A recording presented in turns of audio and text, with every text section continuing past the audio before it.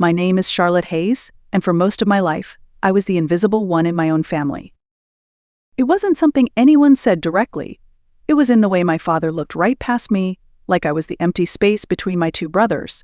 Nick was the firstborn, the golden boy, with a charming grin and a mind for business. Brandon was the youngest, the star athlete, all-state soccer champ before he was 17. And then there was me, the middle child, the quiet one, the artsy daughter who kept to herself and never made a fuss. From the outside, we looked like the perfect American family. Photos of football games, framed certificates, group hugs in the backyard. But if you paid attention, you'd notice something missing: me. I remember being 7, sitting at the kitchen table with glitter stuck to my fingers and a hand-drawn card in front of me. I had worked on it all day, carefully cutting, pasting, even writing a poem by myself. It was Father's Day. I waited until after dinner, my heart pounding like it might burst. I handed it to Dad with a smile too big for my face. He looked at it for half a second. "Thanks," he muttered, already reaching for the TV remote. 5 minutes later, Nick strolled in and tossed him a store-bought mug that said "One Dad." My father laughed like someone had just handed him a gold medal. "That's my boy," he said. I sat there, still holding the card I made, wondering why my effort didn't matter, wondering what I was missing. That pattern never changed. Nick's business ideas, even the ones sketched on napkins, were genius. Brandon's average performances on the field were cause for a celebration. My perfect report cards. A nod, maybe. My art contest wins. Barely a glance. Dinner conversations were always about the boys. Dad would ask about their grades, their plans, their friends. He never once asked about mine. If I tried to speak up, he'd give a polite smile and change the subject. My mom tried to keep things balanced. She'd give me quiet hugs in the hallway and whisper, "You're special too, sweetheart." But even she couldn't change the weight of the room. When Nick wanted the last slice of pizza, he got it. When Brandon needed cash for something important, Dad handed it over, no questions asked. I once asked for a new sketchbook. Dad didn't even look up from his newspaper. "Why? You'll quit halfway like everything else." That one cut deep, deeper than I let anyone see. I stopped trying to impress him after that. Not out of defiance, out of exhaustion. But something else started to grow inside me. Not sadness, something sharper. Determination. And one day, I made a quiet promise to myself. I would become someone he couldn't ignore, even if I had to do it alone.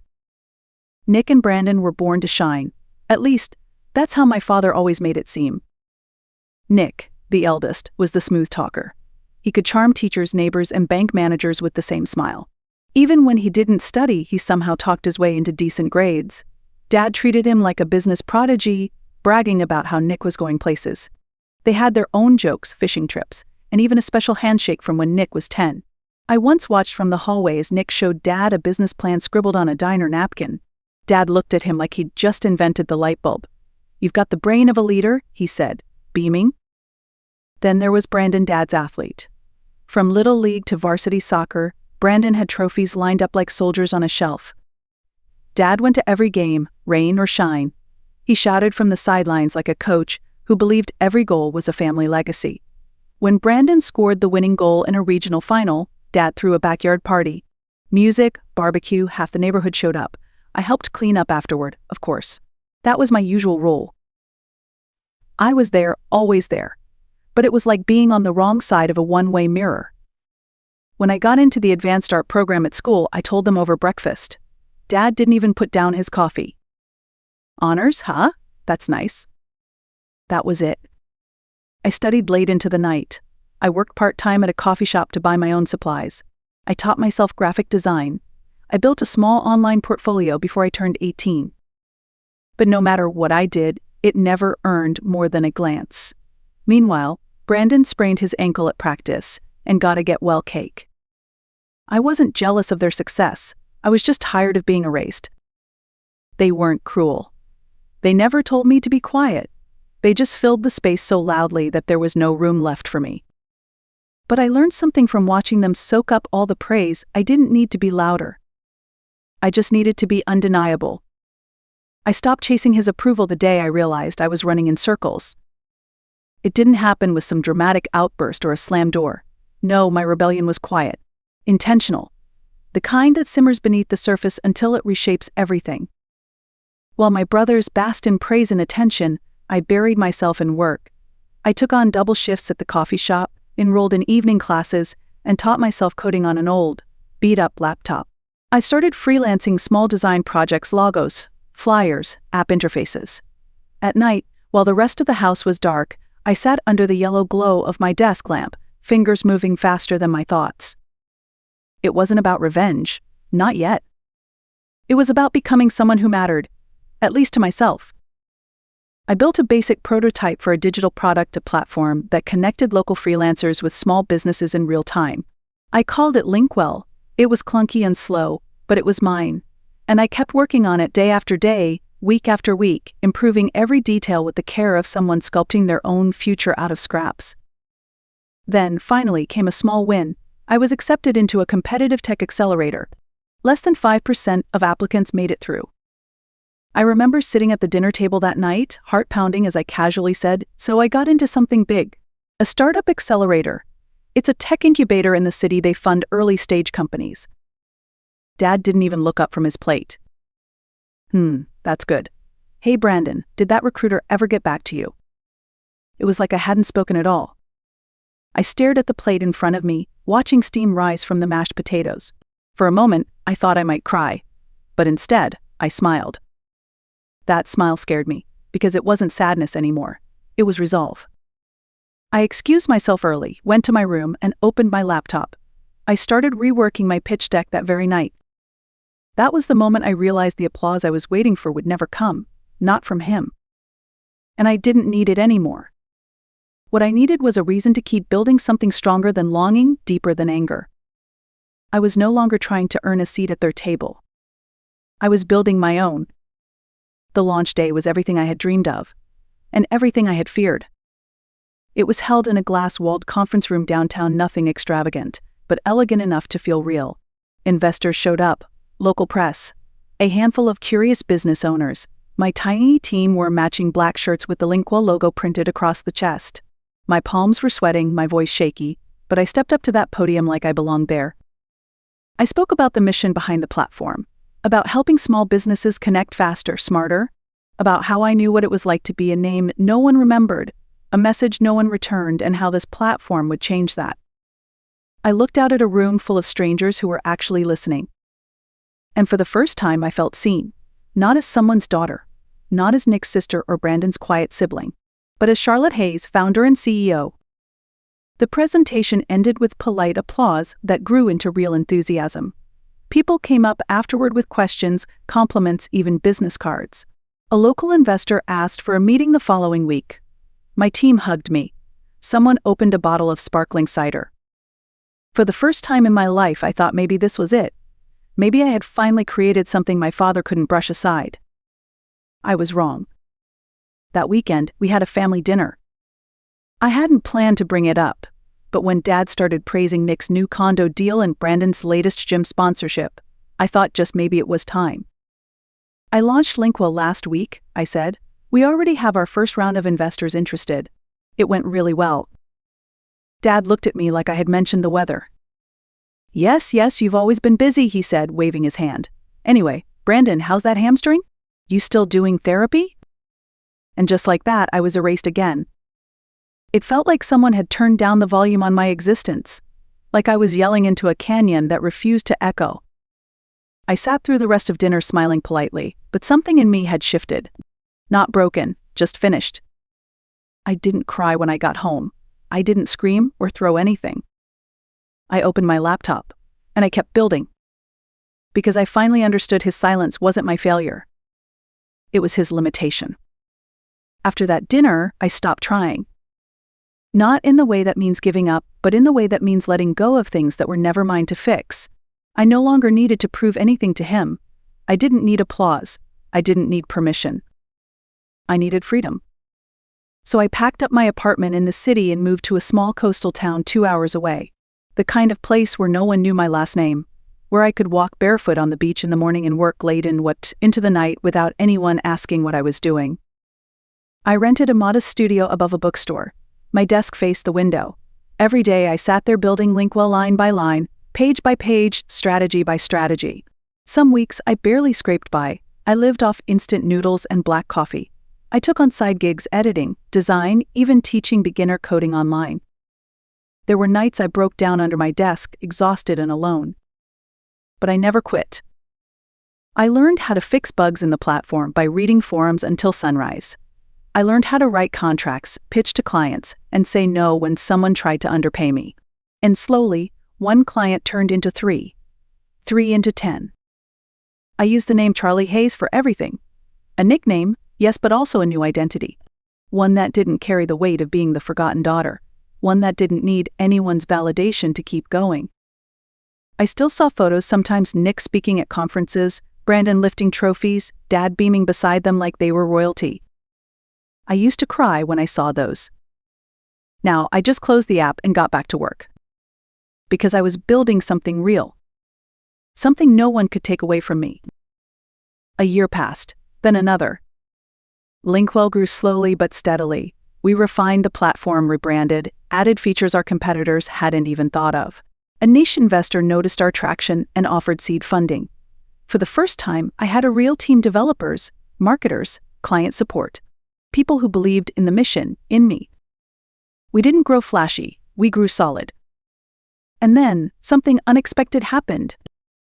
I found out the firm my father worked for, an old-school consulting company where he'd been a partner for decades, was being quietly acquired. The industry was shifting and their outdated methods weren't keeping up. They were losing market share fast. Guess who the lead acquiring partner turned out to be? Us, Linkwell. Through a shell company, we'd begun acquiring smaller firms with outdated systems and retrofitting them through our platform. And now, my team had their sights on this one, my father's. I didn't tell anyone, not even my closest colleagues, that this acquisition meant more to me than just business. It meant closure. I signed the legal paperwork under my legal name, Charlie Hayes. No one on their end noticed. They had no reason to. I had changed everything: my name, my address, even the way I carried myself. A week before the deal closed, I walked into a luxury car dealership. It wasn't about showing off. It was about reminding myself how far I'd come. I picked out a sleek, black sedan, elegant, quiet, powerful. And then, I prepared the envelope. Inside was a single legal document, the acquisition contract that gave Linkwell majority control of the firm my father proudly bragged about for years. His job, his reputation, all now under the umbrella of the daughter he never saw. I didn't plan to humiliate him. But I wasn't going to hide anymore, either. I opened the family group chat for the first time in months. "I'll be there for Father's Day dinner," I typed. No emojis, no explanation. Just a quiet promise that this time I wasn't coming as the forgotten one. I was coming as the woman he never bothered to know. The sun was still up when I pulled into the driveway. The house looked exactly the same: white shutters, trimmed hedges, American flag waving gently on the porch. But something felt different. This time I wasn't arriving as someone hoping to belong. I was arriving as someone who had outgrown the need. Nick and Brandon were already outside, laughing on the patio with drinks in hand. Dad sat in his usual spot, at the head of the table, holding court like always. He looked up as I stepped out of the car. "Well, look who finally decided to show up," he said with a smirk. My brothers turned, eyebrows raised. The silence was awkward, but I smiled politely. "Hi everyone, happy Father's Day, Dad." Dinner was exactly what I expected: stories of Brandon's newest fitness sponsorship, Nick's real estate projects, everyone chiming in like they were rehearsing lines from a family sitcom. I sat quietly, listened, observed. Then I stood up. "I brought something for you," I said, looking directly at my father. The room paused. He blinked. I walked out the front door and returned moments later, driving the black sedan slowly into the driveway. The engine purred like a warning. Gasps rippled through the room. "Wait, is that yours?" Nick asked, standing. I didn't respond. I walked back inside, a small black envelope in hand. I placed it on the table in front of Dad. "For you," I said. "Happy Father's Day." He raised an eyebrow, chuckling. "Did you buy me a car?" "No," I replied calmly. "Just open the envelope." He slipped the paper out. I watched his expression shift: first confusion, then disbelief, and finally pale silence. His hand trembled slightly as he read the fine print. His lips moved, silently mouthing words he clearly didn't want to believe. "What is this?" he asked sharply. "Read it carefully," I said. "It's official as of this morning." Brandon leaned in, frowning. "Wait, is that the firm?" Dad's voice rose, shaky and defensive. "You're telling me you own the company now?" "No," I said with a faint smile. "My company does. I just signed the paperwork." Silence fell across the room like a sudden storm. No one moved. No one laughed. I looked around once, then turned and walked toward the door. This time, no one stopped me, not even him. The shouting started behind me as I stepped into the car and drove away. Calm, unshaken, free. He had spent years pretending I didn't exist. And now, he worked for the name he never even bothered to learn. I didn't gloat. I didn't call anyone afterward to ask what happened next. I already knew. The silence spoke louder than any argument ever could. A man like my father, who had spent a lifetime sculpting his identity around pride and control, had just discovered that the daughter he dismissed was now the quiet force behind everything he thought he owned. Weeks passed. I didn't hear from him, not directly. But one evening, my mother called. Her voice was softer than I remembered. "He's been quiet," she said. "Spends more time alone. He asked if you'd ever visit again." I didn't promise anything. I didn't say no. But I wasn't that girl anymore, waiting for crumbs of affection from a man who could never say, "I'm proud of you," unless it came with conditions. Instead, I poured a cup of tea, sat by my window, and watched the tide come in. Linkwell kept growing. We expanded to 3 new cities. I hired more staff. I spoke at conferences. And each time someone asked me how I started, I told them the truth. I was invisible for a long time, but sometimes being overlooked is the best training for becoming unstoppable. I didn't build my life to hurt anyone, but I also didn't build it to be ignored anymore. That's the thing about quiet power. It doesn't need to shout to be heard. It just keeps showing up, doing the work, changing everything. And on that Father's Day, I didn't just walk away from a dinner table. I walked into the life I had built for myself. One step at a time, one unreturned smile at a time. And I've never looked back. Not every story ends with applause. Sometimes the most powerful victories happen in silence, when you stop waiting for someone to choose you, and you finally choose yourself. If you've ever sat in a room full of people who claim to love you but made you feel invisible, I see you. If you've ever worked twice as hard for half the recognition, I understand you. And if you're still carrying the weight of someone's silence, hoping one day they'll say, "I'm proud of you," let me tell you something. You don't need their voice to validate your worth. You are not a background character in someone else's story. You are the author of your own. That's what Charlotte Hayes taught us. And maybe, like her, your revenge isn't loud or cruel. Maybe it's building a life so rich in purpose that the people who ignored you have no choice but to reckon with your presence. If this story moved you, leave a comment below. Tell us your moment of clarity. Share it with someone who needs to hear it. And don't forget to like and subscribe for more stories like this. This is the art of revenge. And sometimes, the sweetest revenge is becoming unforgettable. My name is Linda Barrett, and for 20 years, I believed I was building a life with my husband Richard. I cooked his meals, washed his clothes, scheduled every doctor appointment, and held his hand through every hospital visit. People said I was a devoted wife. I thought so too.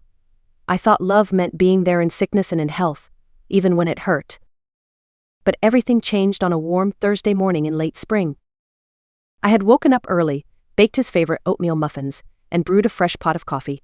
He was recovering from a minor stroke, and I wanted him to feel a sense of normalcy. I even remembered to bring his reading glasses from the nightstand. When I arrived at the hospital, a nurse told me Richard had gone down to the courtyard for some air. I headed there, expecting to find him quietly resting. Instead, I heard his voice before I saw him. He was talking to another patient, some man from the next bed over. I didn't mean to eavesdrop. But I stopped cold when I heard him say, "She's nothing but a free caregiver." Honestly, I hit the jackpot. She cooks, cleans, takes care of my meds. I don't pay a dime? And the money? That's going to my son? Of course. His words hit harder than any diagnosis ever could.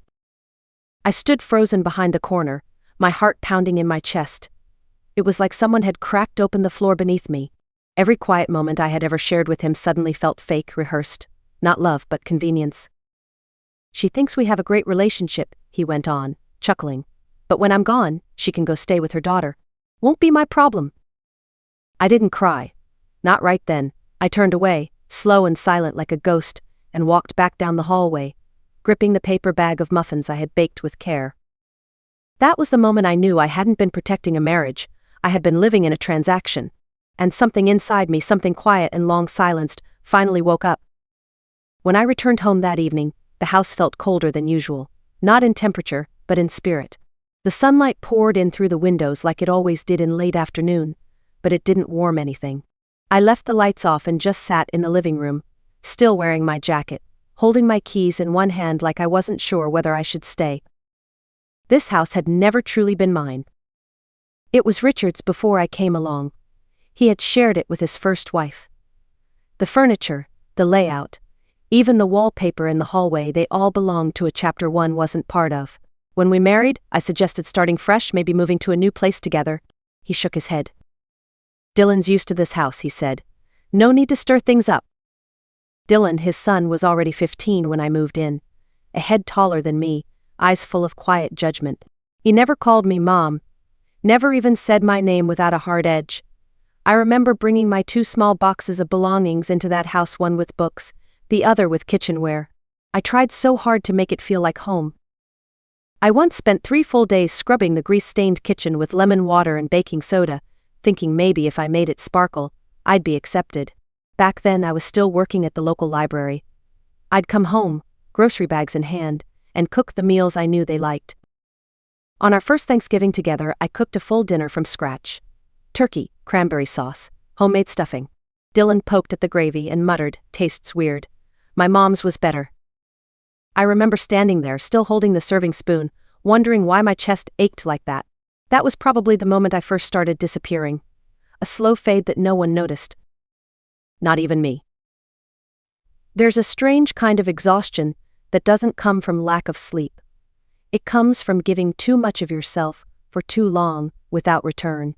That was the shape of my marriage to Richard. I was there when he lost his job. I handled all the paperwork, unemployment forms, insurance appeals, mortgage renegotiations. While he mourned the title on his business card, I made sure the bills got paid. When his ex-wife passed from cancer, he sobbed on the porch for hours, clutching an old photo. I sat beside him in silence and brought him tea. He never once asked how I felt about it. When Dylan dropped out of college after only a year, Richard was devastated. I remember him pacing the kitchen floor late into the night. 2 days later, I offered to cover Dylan's credit card debt with my own retirement savings. I thought I was helping hold the family together. Looking back, I was the only one doing the holding. I tried so hard to fit into their world. I pretended to like golf, even bought a visor and a pair of white sneakers just to look the part on the weekends. I smiled at family reunions, even when Richard forgot to introduce me. At his niece's wedding, he gestured vaguely and said, "This is Linda. She's a friend of the family." I laughed, politely, and then spent the rest of the evening sitting alone in the car, biting the inside of my cheek to keep the tears from falling. That night, I still went home and made dinner. That's what it was like. Quiet erasure. Not enough to scream about, but just enough to slowly strip away your sense of place. I used to believe that marriage meant compromise, that you folded yourself a little smaller to make room for someone else's life. I told myself it was noble, even mature, to let the past be the past and focus on building something new. But over time, I wasn't building anything. I was just patching up someone else's ruins, with no blueprint of my own. And all the while, no one was patching me up. A few days after Richard was discharged from the hospital, I found myself alone in the study, sorting through the filing cabinet. The house was quiet, except for the soft ticking of the wall clock, and the faint hum of the refrigerator down the hall. I had planned to go through his medical paperwork, insurance statements, discharge summaries, upcoming appointments. It was something I did without thinking, just part of the routine. A ritual of care that had become second nature. Richard kept everything in color-coded folders. Blue for medical, red for bank accounts, yellow for insurance. He was meticulous that way, organized, precise, always in control. As I was flipping through the yellow folder, a single page slipped loose and floated to the floor. I bent down and picked it up. It was a life insurance policy. I had seen a version of it years ago, but this one had been updated. I skimmed down the page to the list of beneficiaries. Primary beneficiary 1, Dylan Barrett.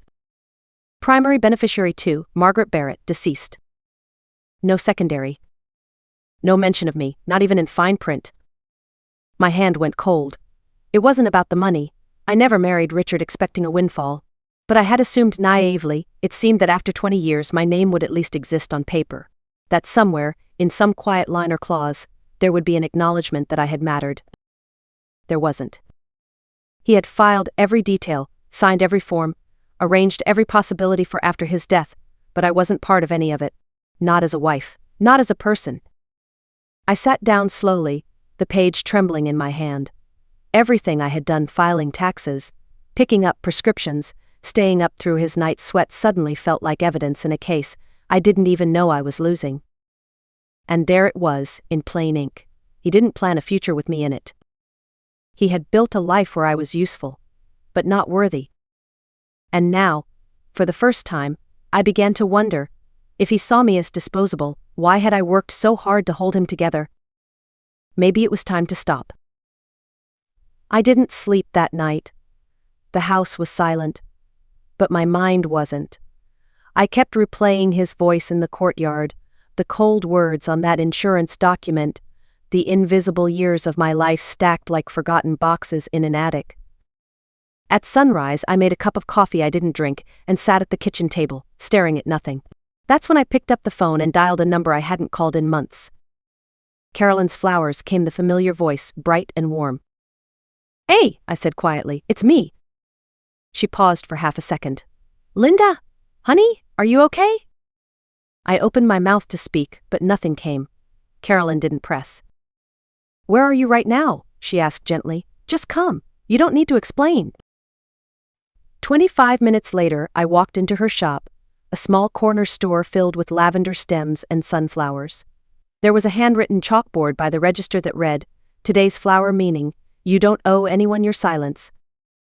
When she saw me, she wrapped her arms around me without a word. And for the first time in a long time, I felt like someone had noticed the ache I was carrying. She led me to the back patio where the morning light filtered through climbing roses. We sat in 2 wooden chairs. I told her everything what I had overheard, what I had found, what I had felt but never dared to say aloud. She listened. That was all. No gasps, no pity, just presence. When I finished, she looked at me and said something that hit deeper than anything Richard had ever said in 2 decades. "Linda, you weren't his wife. You were his unpaid labor. He never saw you. He used you. And you let him because you were kind. But kindness doesn't mean staying in a cage just because someone left the door open." I sat there still, and then I exhaled. Because she was right. The door had been open the whole time. I just needed to walk through it. I didn't pack with rage. I packed with clarity. That same evening, after returning home from Carolyn's flower shop, I opened the hallway closet and pulled out a small suitcase. I didn't need much, just a few sets of clothes, some personal papers, my laptop, and a single photograph of Melissa, my daughter from my first marriage. Richard was napping in the den with the TV humming in the background. He didn't hear the suitcase wheels roll across the hardwood. He didn't notice when I paused at the kitchen table and left a folded paper under the salt shaker. It was a copy of the formal separation notice, signed by me and an attorney. The next morning, I left, quietly. No scene, no drama, just a woman choosing herself. Carolyn welcomed me into the small upstairs apartment above her shop. It was barely 400 square feet, with a kitchenette and a window that looked out over the back garden, but it was mine. I sat on the edge of the twin bed, hands in my lap, breathing in the scent of lilac and lemon balm drifting in from the garden below. That afternoon, I opened my laptop and searched for something I had never typed before: freelance editing jobs for retired professionals.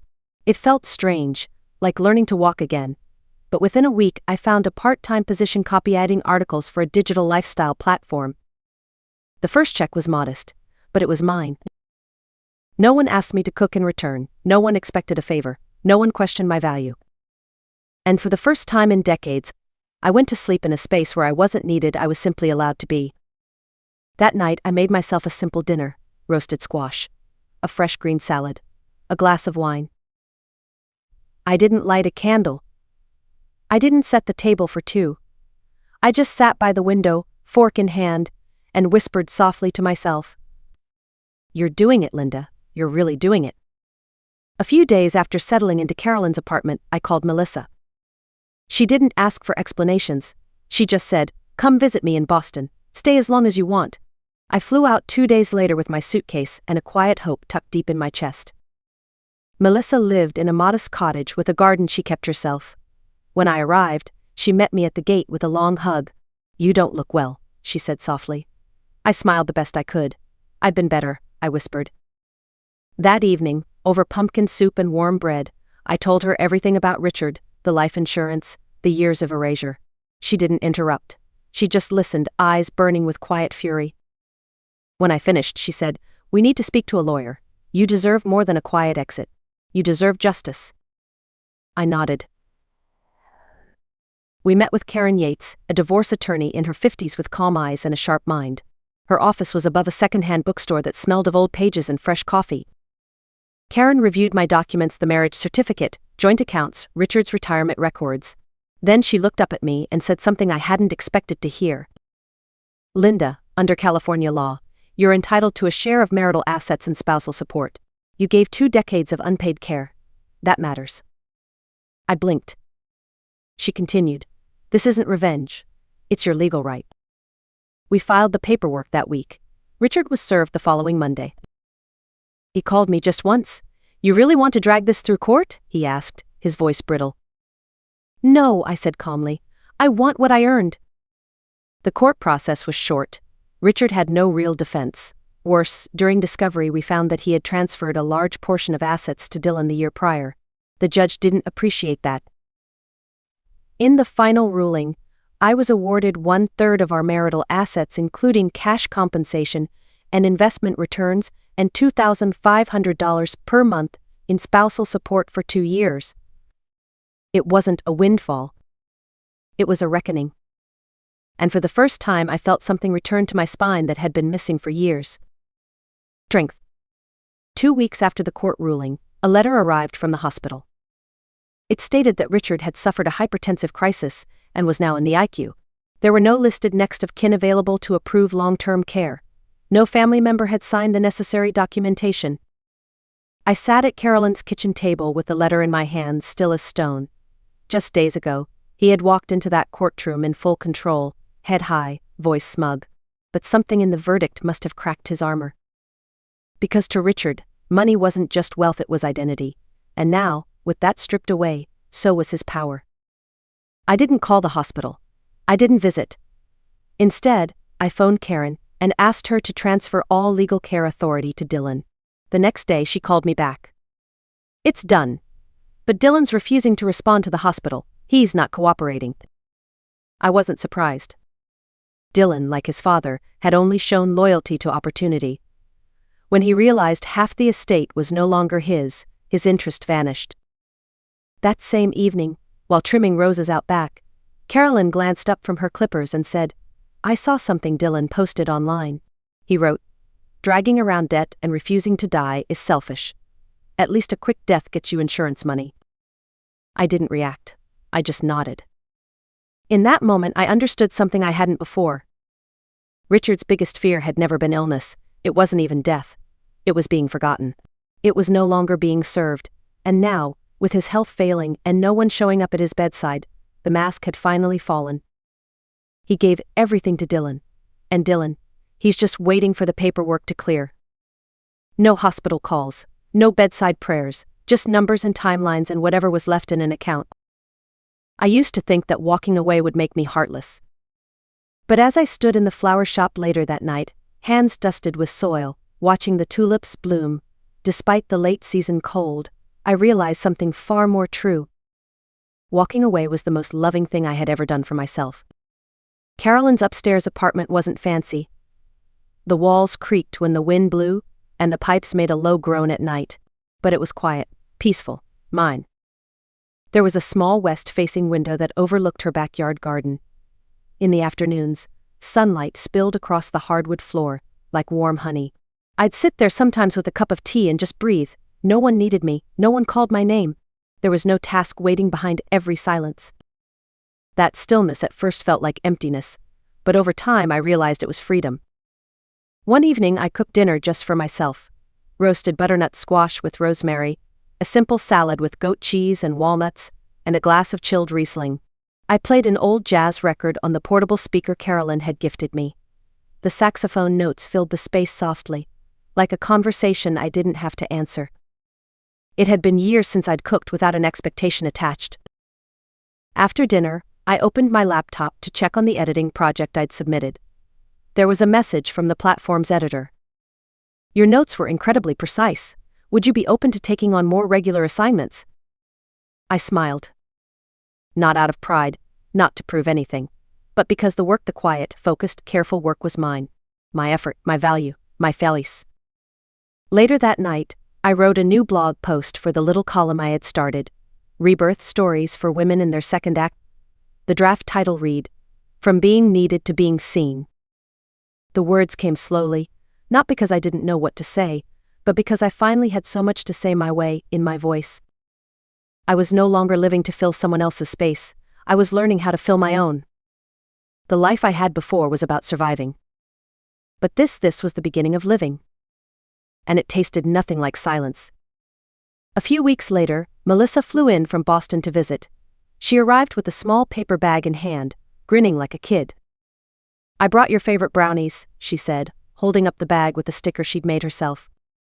It read, "Congratulations, Mom, on being reborn." We laughed. Really laughed. The kind that fills a room and settles in the corners like sunlight. She stepped into the apartment and looked around. "Mom," she said slowly, her eyes scanning the space, "you really made this place yours." "Of course I did," I replied, pointing to a wooden plaque on the wall.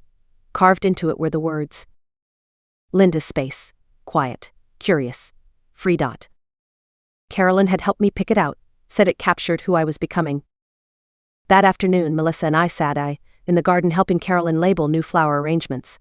I chose the center shelf display and wrote on the tag, "Gratitude Rose." Melissa raised an eyebrow and teased, "Really?" I nodded. "It's a late bloomer," I said. "But it's strong. And steady." Later, over tea, Melissa pulled out a set of case studies from her office, real stories of women reclaiming their lives after long marriages. She flipped to one page and pointed to a highlighted quote. "At any age, the decision to stop being agreeable is an act of bravery. But true victory is becoming your full self without needing anyone's permission." I folded the corner of the page and whispered, "Do you remember asking me once what kind of person I wanted to be?" She smiled. "You said, someone trusted, but never taken for granted." I nodded. I think I finally understand what that means now. That night I stood at the flower shop's front door. The string lights above twinkled softly. Laughter drifted from inside. Wind chimes clinked like glass coins in the breeze. And I stood there not as a wife, not as a caregiver, not as a placeholder, but as Linda Barrett. A woman with a name, a voice, and finally, a life of her own.